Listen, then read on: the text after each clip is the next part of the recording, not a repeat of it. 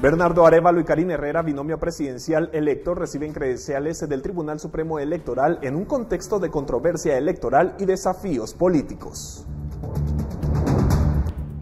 Presidente electo Bernardo Arévalo recibe ofrecimiento de despacho en Casa Presidencial en medio de la transición de gobierno. ¿Cuándo será la próxima reunión? En esta emisión se lo contamos.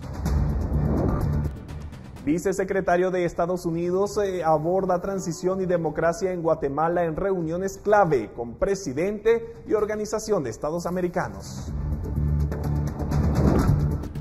Exmandatarios Pérez Molina y Valdetti buscan reducción de penas mediante la aceptación de cargos en caso de cooptación del Estado.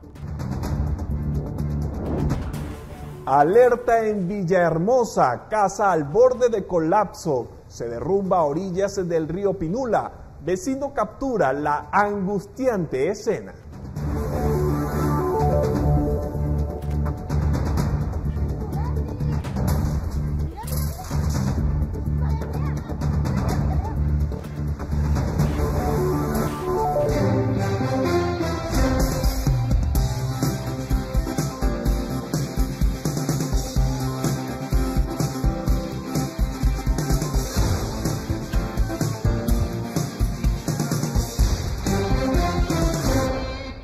Sean todos bienvenidos a la emisión estelar de Noticiero Guatevisión de este martes. Muchísimas gracias por acompañarnos y estar allí siempre atentos a lo que ha sido noticia en Guatemala y el mundo. Mi compañera María Luisa Gómez inició con su periodo de vacaciones, así que vamos a arrancar de inmediato con la jornada noticiosa.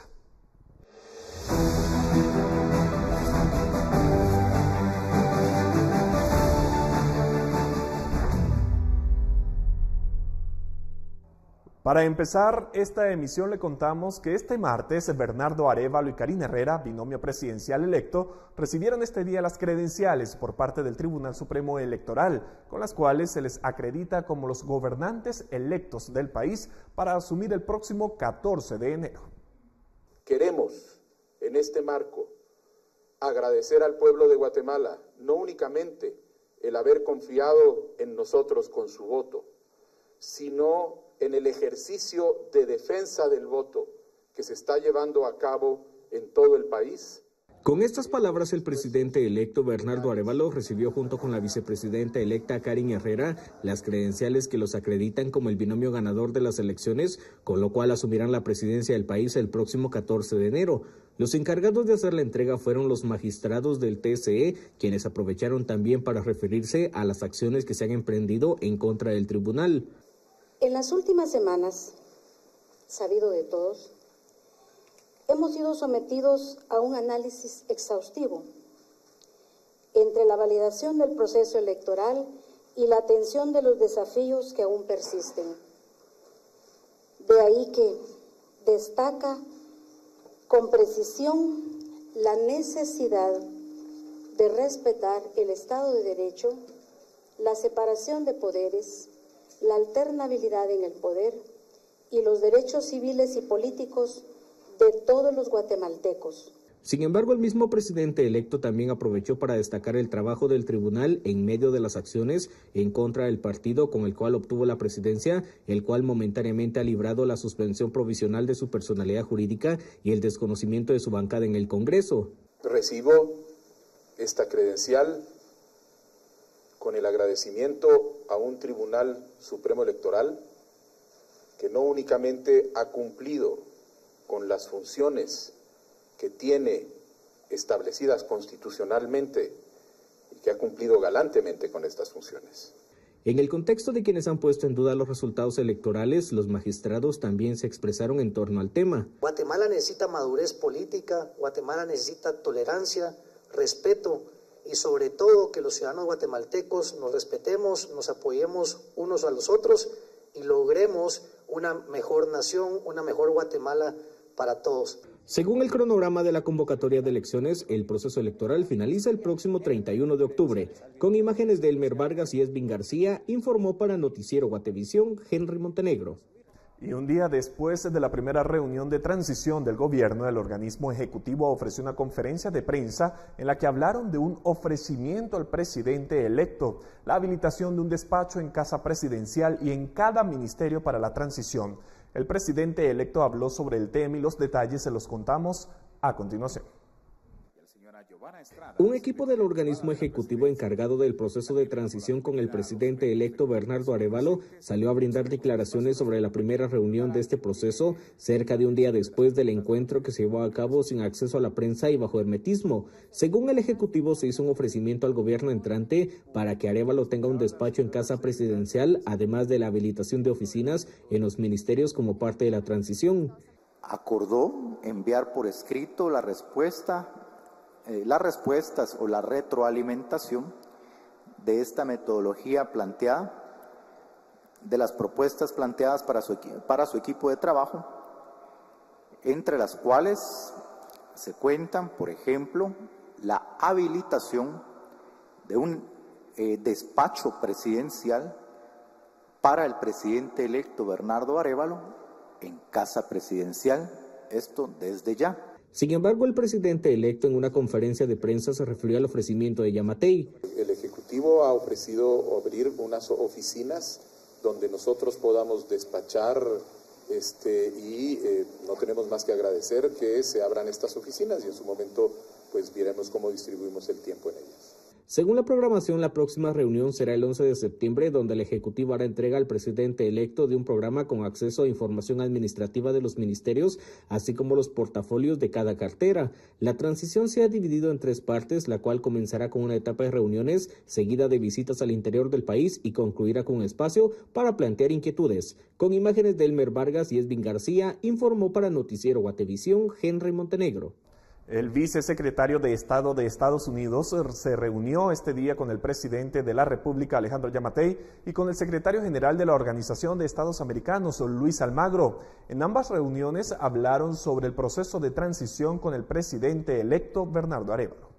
El vicesecretario de Estado de Estados Unidos, Richard Burma, se reunió hoy con el presidente de Guatemala, Alejandro Yamatei, al día siguiente de haber iniciado el proceso de transición con el presidente electo Bernardo Arévalo. En las redes sociales, Burma dijo: "Me reuní con el presidente de Guatemala para conversar sobre las múltiples áreas de colaboración entre Estados Unidos y Guatemala en el marco de la estrategia de causas fundamentales. Subrayé nuestro compromiso de apoyar una transición fluida y ordenada a la administración del presidente electo".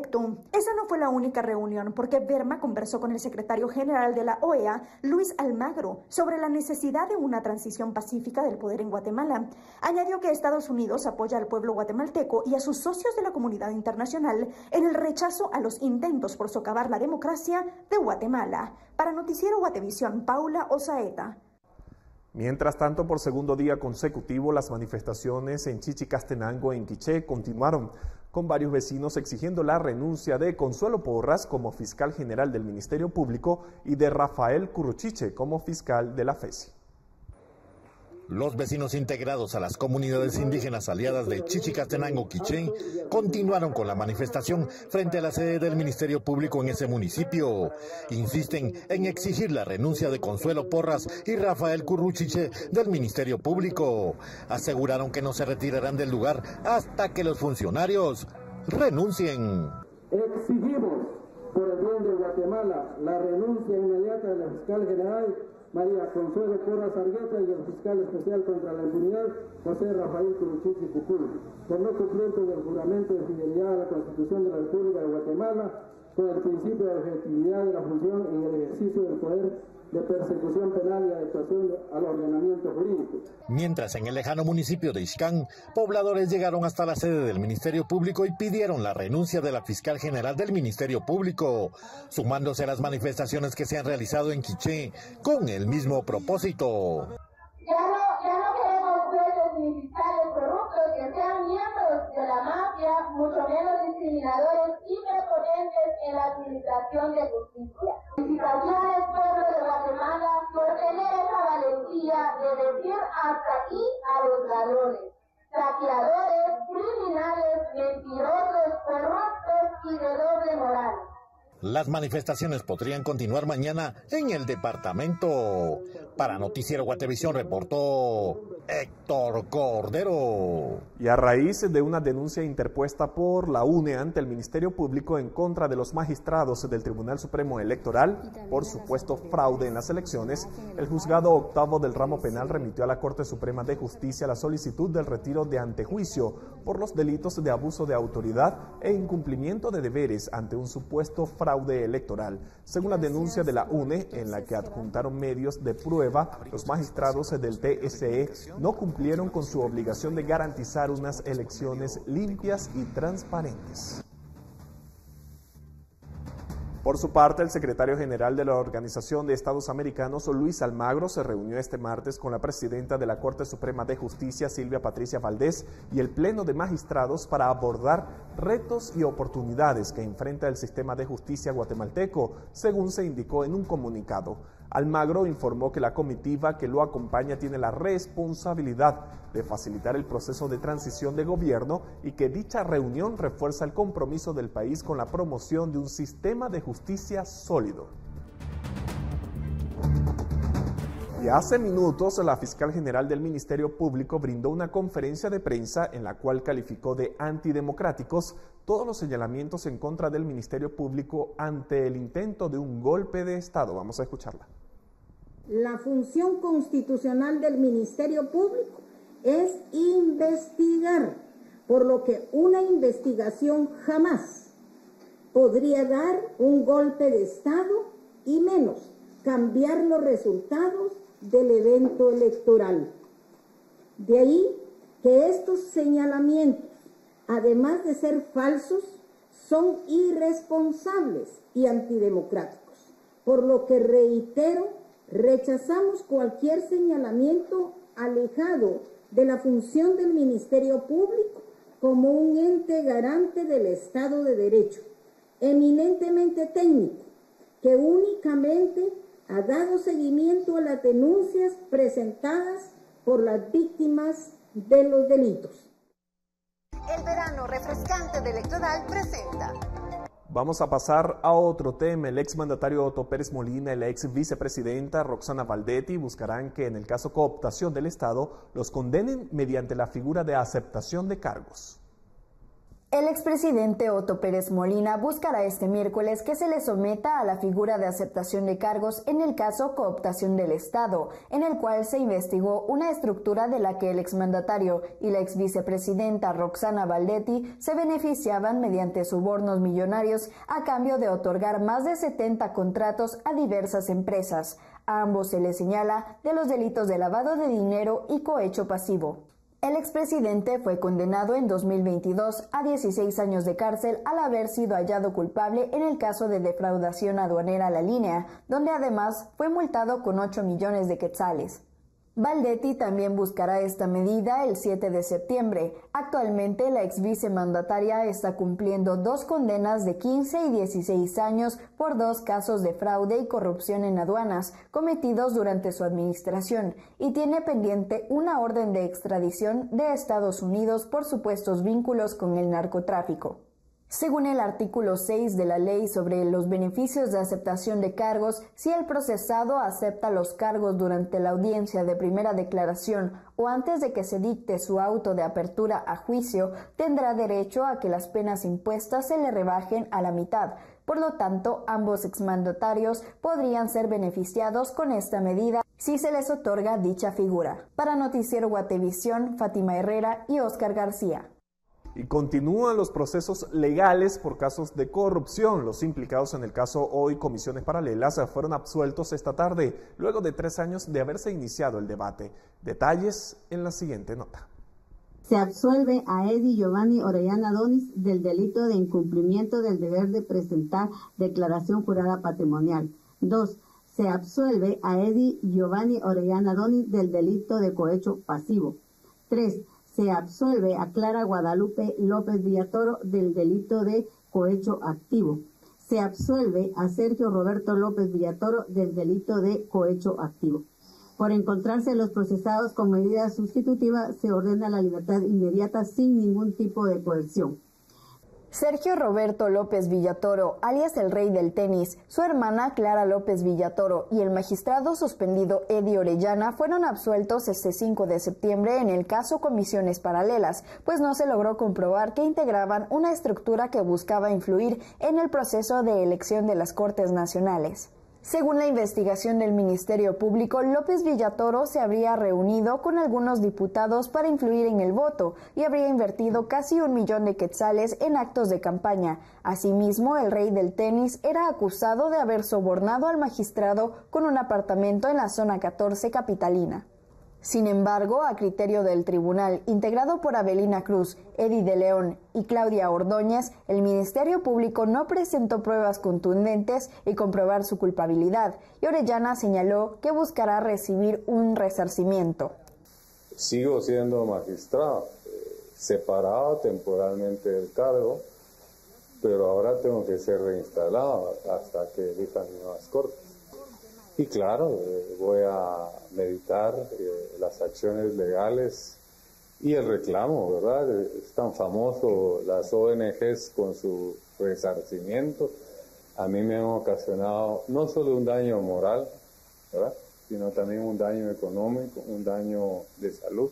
El caso inició a raíz de una denuncia que recibió la inhabilitada CICIG acerca de pagos que provenían del abogado López Villatoro para un apartamento otorgado a Orellana. En 2009, Carlos Castresana afirmó que no se trataba de actuaciones aisladas, sino que coordinaba intereses de estructuras paralelas.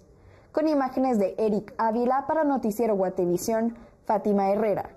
Y el juzgado noveno de primera instancia penal envió a juicio al exministro de Cultura y Deportes, Elder de Jesús Suchité Vargas, quien está procesado por supuestas contrataciones anómalas durante su gestión en esta cartera. Suchité había sido ligado a proceso en julio de 2023 por delitos de abuso de autoridad, concusión y tráfico de influencias. Suchité Vargas fungió como ministro de Cultura y Deportes en el periodo del 20 de noviembre de 2018 al 15 de enero de 2020. Continuamos. La Municipalidad de Guatemala anunció este martes un plan para la construcción de puentes sobre el área del Socavón en el Boulevard Lourdes, en la zona 5 de la capital. Andrea Domínguez ha realizado la siguiente nota con detalles de lo que se prevé por las autoridades locales. El socavón, que se ha formado bajo la 27 calle del Boulevard Lourdes, en la calzada La Paz, continúa poniendo en peligro la ruta, porque ya ha generado también una caverna que ha obligado a las autoridades de la Municipalidad de Guatemala a cerrar los 2 carriles que se dirigen con dirección a la zona 5 de la ciudad. Aunque ya las autoridades han hecho diversas evaluaciones, se ha llegado a la conclusión que sobre este sector, por el que día a día circulan en promedio 132,000 vehículos, se estarán instalando puentes. La decisión es hacer un puente en este tramo y después quitar todo lo que es el transversal de abajo y quitar todo el material que está abajo, porque la cantidad de lluvia que está cayendo es muy grande comparado con el área del transversal. Para hacer el puente, entonces, con la cárcava se metió un poco más, no ha llegado todavía a la pista, pero está muy cerca. Después, por precaución, cerramos estas 2 pistas. Las autoridades de la Municipalidad de Guatemala aseguran que ya no continuarán con la primera idea que se tenía sobre la mesa, que era la de poder reforzar el talud y evitar que se siguiera realizando esta caverna, producto del colapso de la transversal por las cuales atraviesan las aguas del Río Negro, sino que ahora se estarán construyendo estos 2 puentes, pero paralelo a ello también se comenzará con la construcción de 2 carriles provisionales. Entonces la idea es hacer 2 carriles, aquel lado está bueno, entonces este lado es hacer 2 carriles allá provisionales y dejar estos 2 que son de bajada, dejarlo de subida, y en tanto ya cortar aquí, poner pilotes y comenzar con el puente en este lado. Hacemos el puente acá, cuando ya terminemos acá, entonces pasamos el tráfico para acá y hacemos esta parte de acá. La construcción de los carriles provisionales podría tardar al menos otras 2 semanas, mientras que la del primer puente que se estaría instalando sobre el área que se encuentra más afectada duraría al menos 2 meses. Esto después de que se tengan los resultados de las evaluaciones que se están realizando en la zona para también tener el diseño final de estos.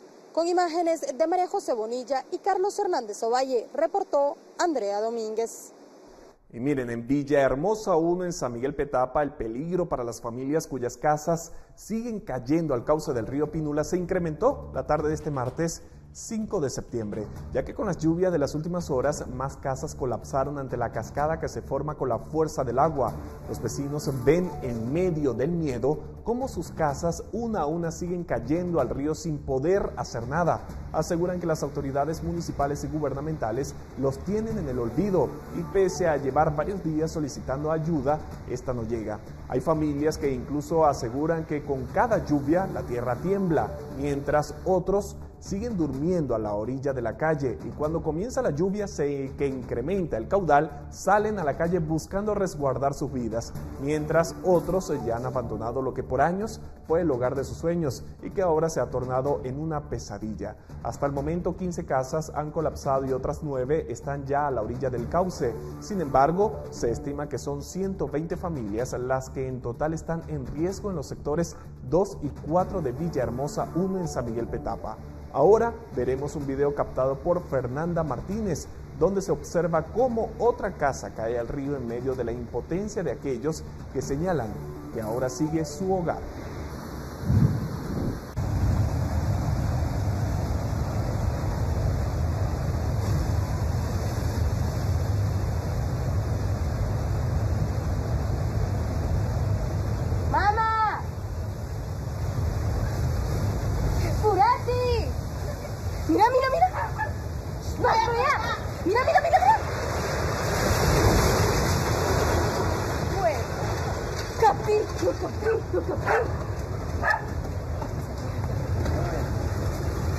Bestia, más para eso.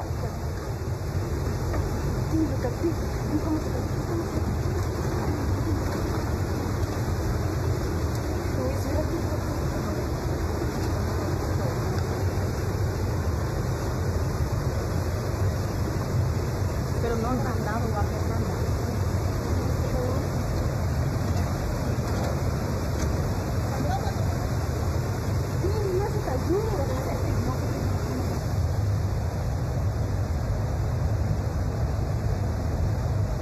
¡Mamá! ¡Purati! ¡Mira, mira, mira! ¡Más para allá! ¡Mira, mira, mira, mira! Bueno, capítulo.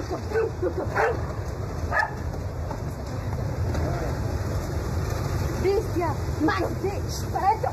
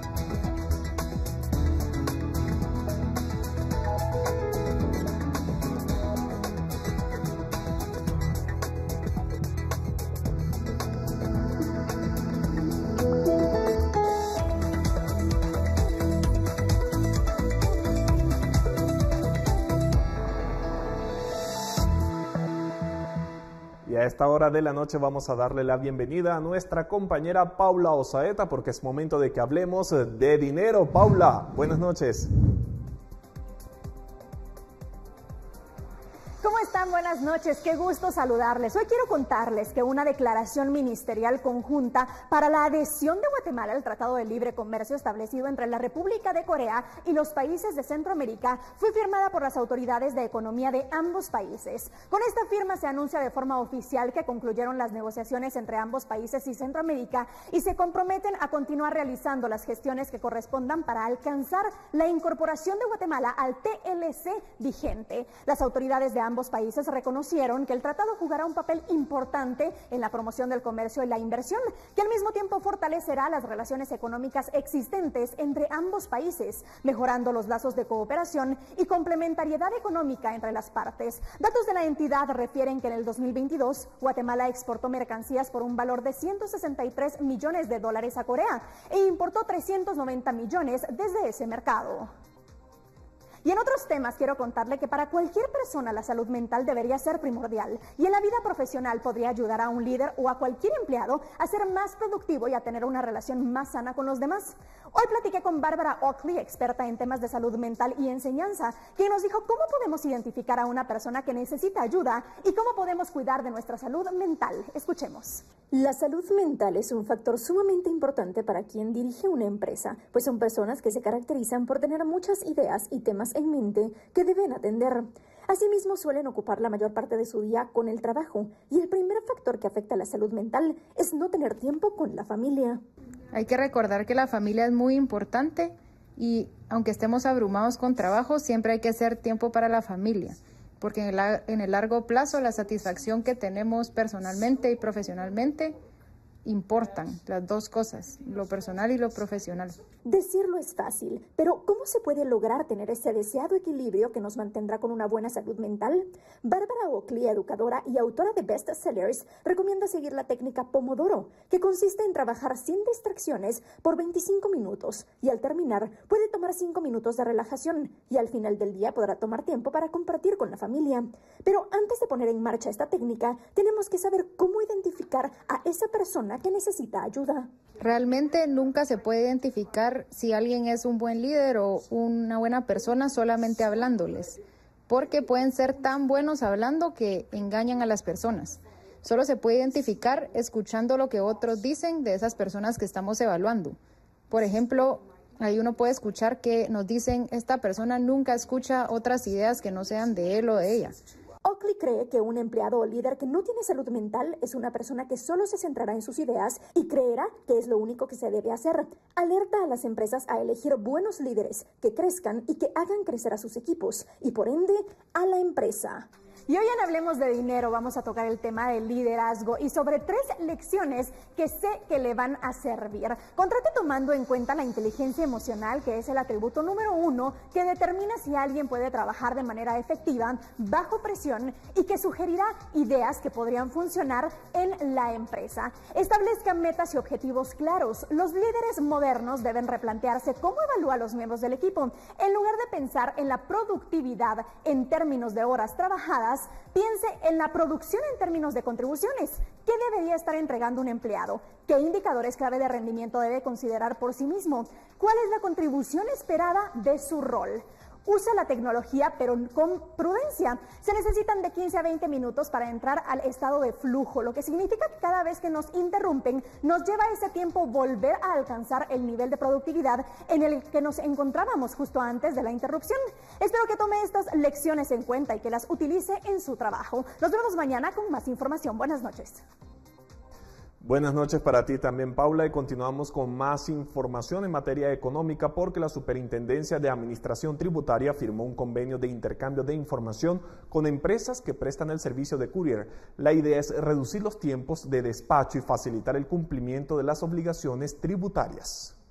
En Guatemala hay 64 empresas courier. De estas, 46 han registrado operaciones de enero a agosto con un total de valor FOB, es decir, el precio puesto a bordo del transporte, de $94.379.066 y el 90% del valor FOB declarado lo concentraron 15 empresas. El 93% de la mercancía viene de Estados Unidos, el 6.56% de Panamá y el 0.44% de otros países. Entre los productos que vienen por esta vía está la ropa, LED, bisutería, repuestos y accesorios de computadoras, electrónicos, entre otros. En lo que vamos del año 2023, que es lo que nos interesa, de un FOB declarado de 81.799.774.65, se han ajustado 739.127.124.29. Es un porcentaje bastante elevado y esto con una selectividad de un 75.3% y un 29.3% de asertividad, que es bastante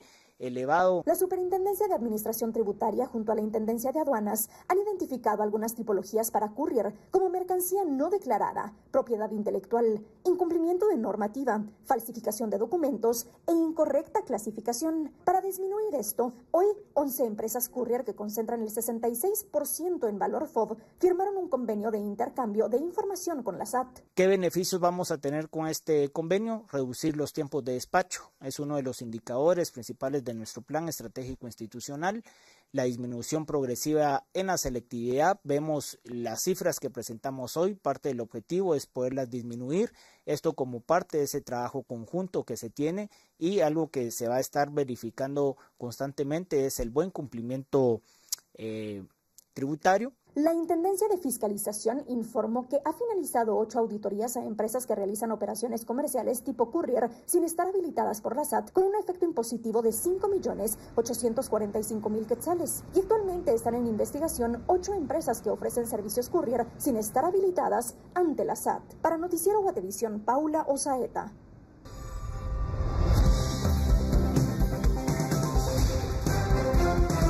4003-3859, el número del servicio de Guate Reporta. Allí nuestro televidente Estuardo nos informa sobre lo que se vive en la calzada Atanasio Tzuli, la terminal.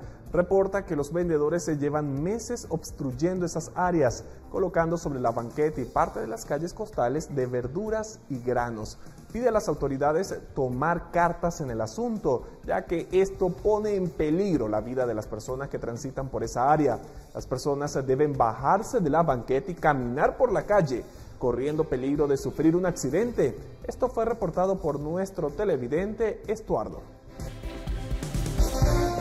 Vamos a cambiar de tema porque nuestra televidente María nos envía bellas imágenes del atardecer en el municipio de Zacatepeques. En las imágenes se puede apreciar un sol cálido con colores rojizos y amarillentos. De esa manera se captura un momento especial con la puesta del sol en el municipio de Zacatepeques. Y en nuestra región, el jefe del ejército de Nicaragua, Julio César Avilés, acusó a los periodistas de ser mercenarios de la información y de promover un intento de golpe de Estado contra el régimen de Daniel Ortega. Avilés fue sancionado por Estados Unidos en 2020. A estos vividores y mercenarios de la información, financiados por intereses extranjeros, les decimos que sus mentiras y calumnias jamás nos van a descohesionar, jamás nos van a dividir. Así calificó a los periodistas el jefe del ejército de Nicaragua, el general de brigada Julio César Avilés, en su discurso por el 40º aniversario de las Fuerzas Armadas. Según Avilés, los periodistas han pretendido que la institución castrense deponga a la actual administración. Piden más agresiones contra la institución para que reaccionemos. ¿Reaccionemos a qué?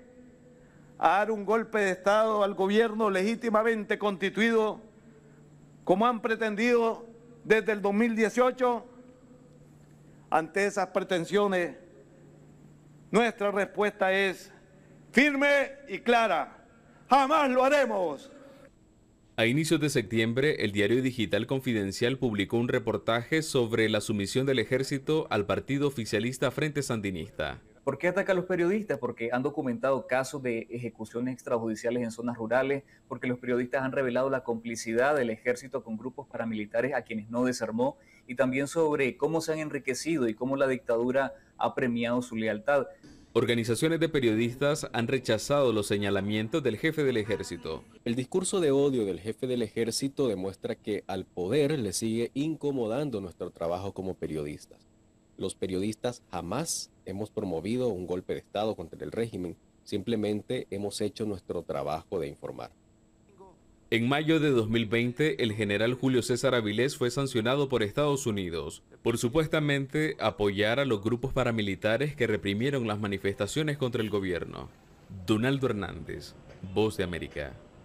Y en ese país, el Congreso de Estados Unidos reanuda actividades esta semana con la prioridad de evitar un cierre del gobierno federal al final de septiembre, incluso cuando los republicanos en la Cámara Baja sopesan un juicio político contra el presidente Joe Biden y hay dudas sobre la salud de uno de sus líderes, Mitch McConnell.